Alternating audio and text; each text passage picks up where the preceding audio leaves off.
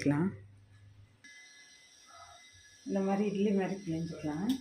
அப்புறம் அப்படியே 2-3 சுற்றிட்டு இப்படி தூக்கினோமா இருந்துடும்.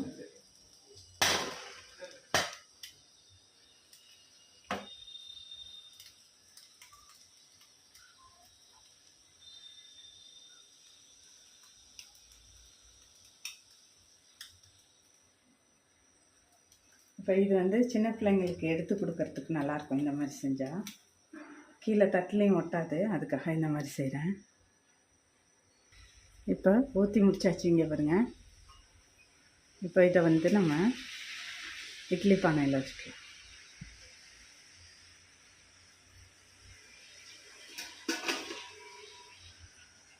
வச்சுட்டு ஒரு மூடி வச்சு ஒரு 10 நிமிஷம் வேக விட்டுக்கலாம்.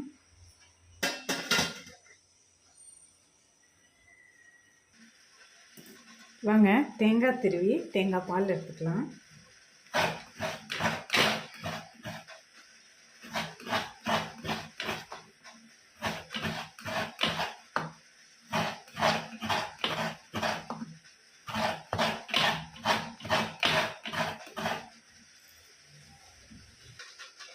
வாங்க இடியாப்பம் வெந்துருச்சு, எடுத்துடலாம்.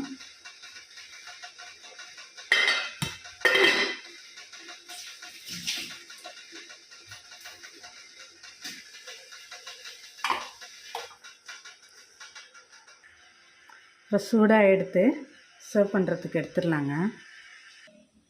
தேங்காய் திருவியாச்சு. வாங்க தேங்காய் பால் எடுத்துக்கலாம்.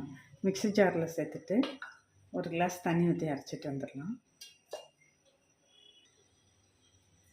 ஒரு கிளாஸ் தண்ணி ஊற்றி அரைச்சிட்டு வந்துடுறேன். வாங்க அரைச்சிட்டு வந்துட்டேன். இப்போ வடிகட்டிக்கலாம். ஒரு வடிகட்டி வச்சு நல்லா வடிகட்டி பிழிஞ்சு எடுத்துக்கிட்டோம்னா தேங்காய் பால் ரெடி ஆகிடும். பால் வடிகட்டியாச்சு. இதில் இப்போ தேவையான அளவு ஜீனி போட்டுக்கலாம். சுகர் நான் 3 ஸ்பூன் போட்டிருக்கேன். நீங்கள் தேவையான அளவு போட்டுக்கோங்க. ஆச்சு, வாங்க சர்வ் பண்ணிடலாம். சின்ன பிள்ளைங்களுக்கு இந்த மாதிரி இட்லி மாதிரி பண்ணியிருக்கோம்லங்க, அதை இந்த மாதிரி 2 எடுத்து வச்சு தேங்காய் பால் ஊற்றி கொடுக்க வேண்டியதான். வாங்க இடியாப்பம் சாப்பிட்லாம். பெரியவங்களுக்குன்னா இந்த மாதிரி பெருசாக ஊற்றணும் இல்லைங்க, அதை இப்போ இலையிலேருந்து தட்டில் இப்படி எடுத்தோன்னா ஈஸியாக வந்துடும். இப்போது அதில் தேங்காய் பால் ஊற்றி சர்வ் பண்ண வேண்டியதான்.